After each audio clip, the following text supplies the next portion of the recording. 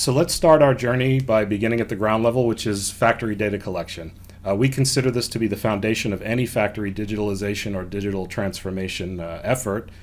Before you can achieve any of your goals around digitalization, you need to first be able to get the data you need from your factory, especially from your machines, and so this is step one in any kind of initiative like this. So it was with this market problem in mind when we introduced our Co-NECT platform a number of years ago for machine connectivity and integration.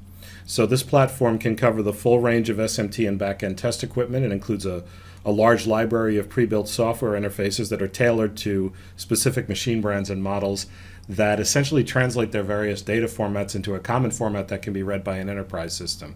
And this library of out-of-the-box adapters is growing all the time as we encounter more and more makes and models of machines that we need to connect.